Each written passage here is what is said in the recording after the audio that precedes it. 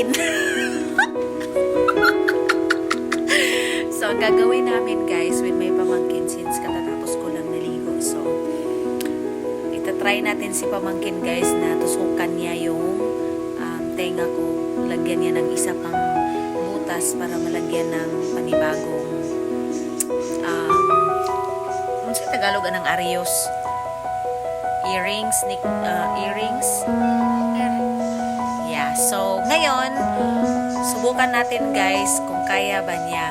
So, sige nga kung hanggang saan yung kaya niya. Kung talagang strong ba talaga siya. Sige daw, be. Tusuka daw si mami, be. Dari, oh. Dari, ha. Dari, oh.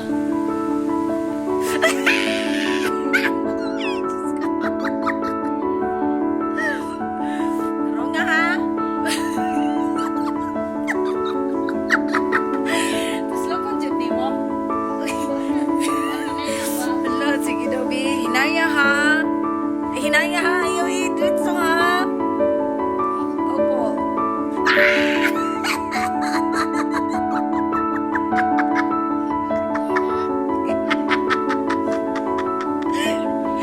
Uy, sige, be. Taro nga, diri, oh. Diri akong butangan dagmar ka. Diha. Opo.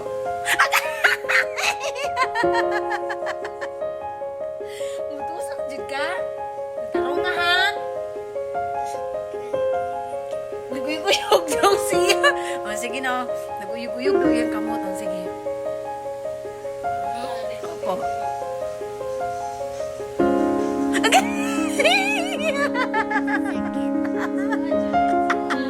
Taro nga, nak. Tadawagang. Taro nga. Diri, oh. Diri. Oh.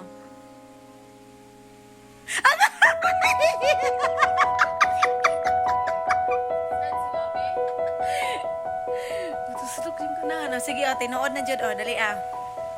Dito, ah.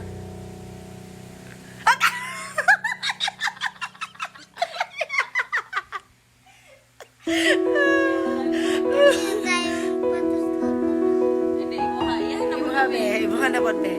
O, sige, taro nga, diri, oh. Diri na lang nak, okay, mas nipis, diyan sa ibabaw. O,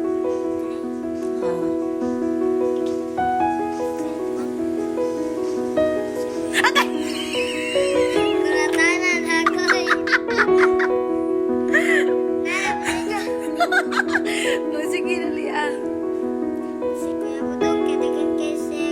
Dali, ah, diha, sa babaw.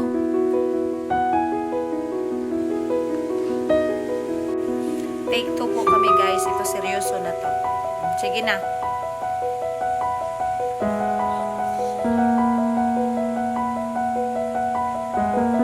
Agay po. Tapos loko siya. Gila.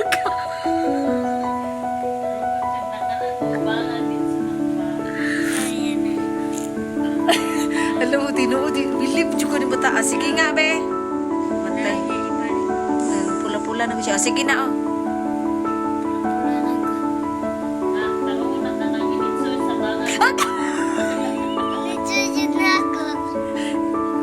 Sige, taro nga.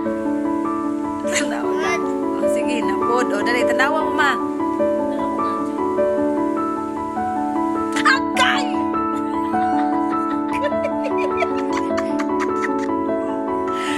Bilip, siya ko ni mataan. Hindi dyan ako kaya napahadlok ko. Sorry guys, hindi ko talaga kaya. Ay, Diyos ko.